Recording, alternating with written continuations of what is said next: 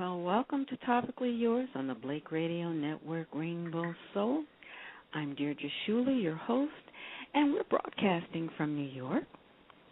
Well, don't you love it when you get the scoop on a movie before it's even out?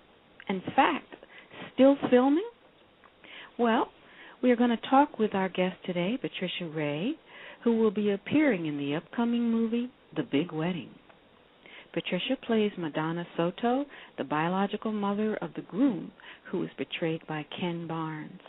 And the other members of the cast include some greats like Robert De Niro, Diane Keaton, Susan Sarandon, Catherine Hagee, Robert Williams, and others. And although Patricia is of Colombian descent, she was born and raised in New York.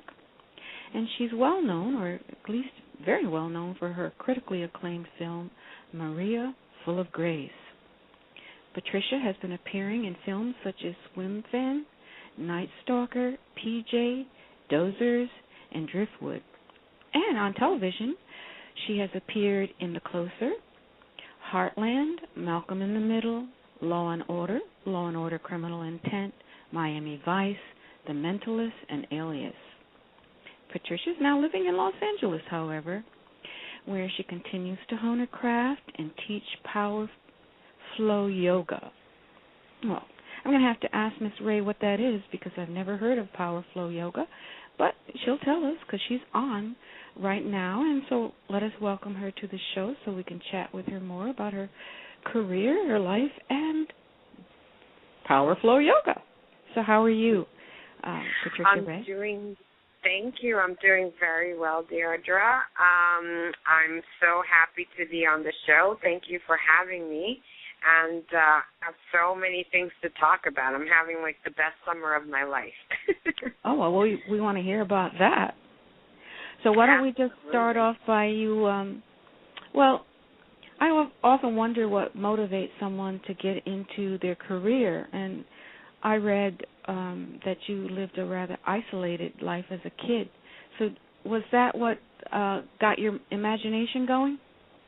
Absolutely. I was raised in a super Catholic environment. My grandmother was immigrated from Colombia, and my mother was very young when I was born, and of course she went straight into the workforce, and my grandmother ran a boarding house, and, she just kept a very close eye on me, being from another country, and so I had to spend a lot of time on my own, creating my own environments and my own friends, and that definitely had a big role in playing, kind of my career choice. I watched a lot of television, so I grew up watching sitcoms like, Lucille Ball and Carol Burnett, and I just had... I was drawn to comedy as well. So this is actually the first time I'm in a big comedy. Well, that's what I was going to ask, if the film itself is a comedy. It is. It's a romantic comedy starring a bunch of basically icons, which is amazing. I'm working with, Hollywood's finest and most talented.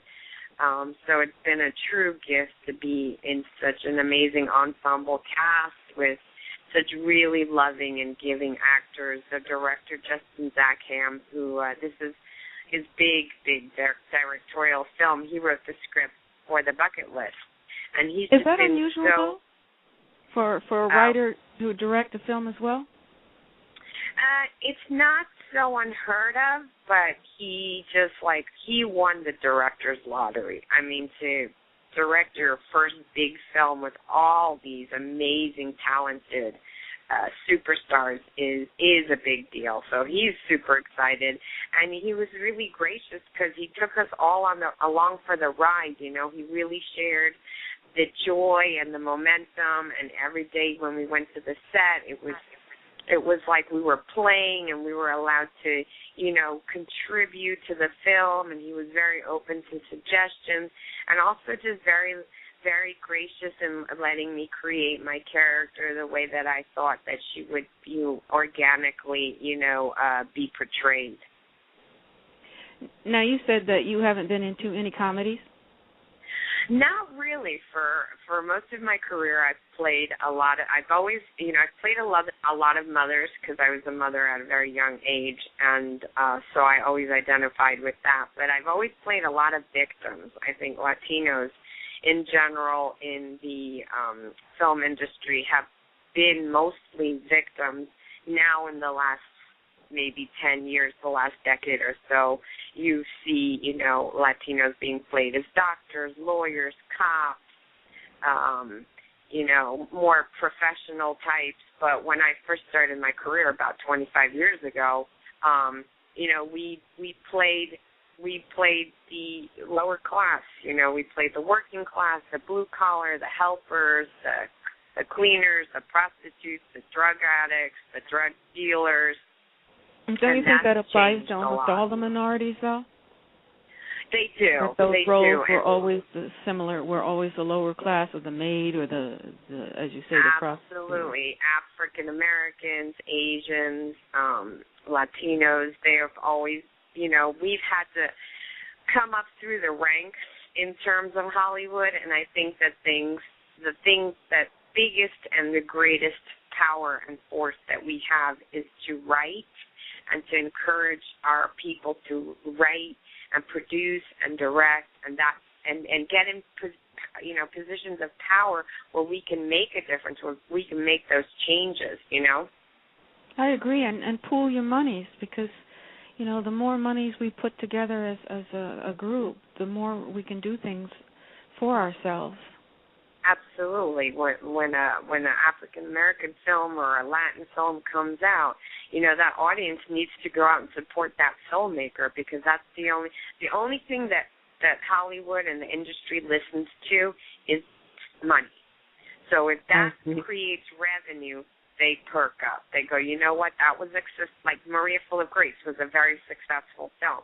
It was a very big crossover film. I mean, the whole film is in Spanish with subtitles, but yet it did incredibly well all over the world because it was produced by HBO, who strongly backed the film.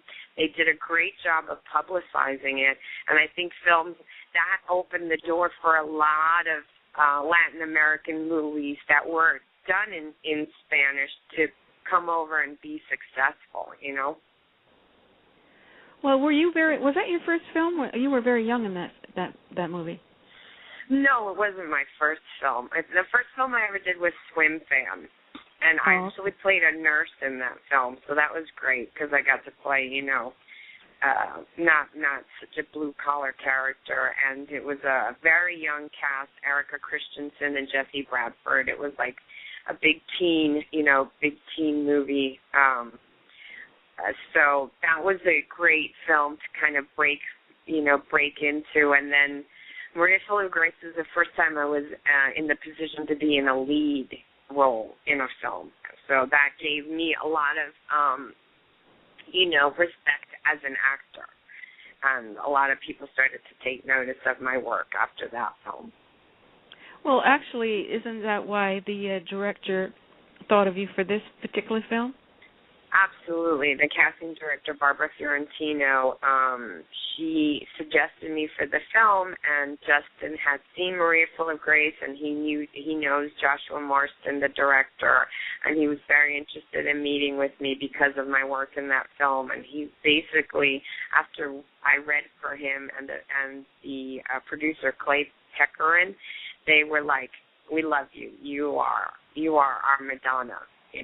There was no question about it. And I think also just all the years of my work and being in the industry and everything gave me also that confidence to walk in there and just be that character. You know what I'm saying? It's just like I owned it. Well, I heard there's a little story behind that, because you actually almost had a special audition held for you. Absolutely. I was in New York visiting my daughter. She was graduating from college. She's a film editor, and I did have an audition for the film in L.A., and I missed it because I was here, but they were doing, coast-to-coast casting, so they were on their way to New York to cast the film. They just weren't ready. They weren't set up yet. So my manager requested that if they could please see me in New York, and just in knowing, being familiar with my work, agreed. And then, that was very instrumental, because it's very different when you audition for someone on tape as opposed to when you audition in person, because the chemistry, you don't get that chemistry and that meeting, and you don't really get to meet someone's spirit on tape, And I think that's really what sold it, the fact that they actually got to see me in person. And you have to do a flat reading, right? It's not like you have the script in advance to no, I did have the audition, script. I had the script but I had the script like over the weekend. I got the script on Friday, and my audition was maybe on my audition was on Monday. So I did have a weekend to look over the script and stuff. But it was a little challenging because I wasn't home. I didn't have the proper wardrobe. I didn't really have a place to prepare because I was, staying with my daughter on her couch. So it was definitely challenging. Well, I heard that you learned English because you spoke Spanish mostly in your household as a kid. You learned English by watching television?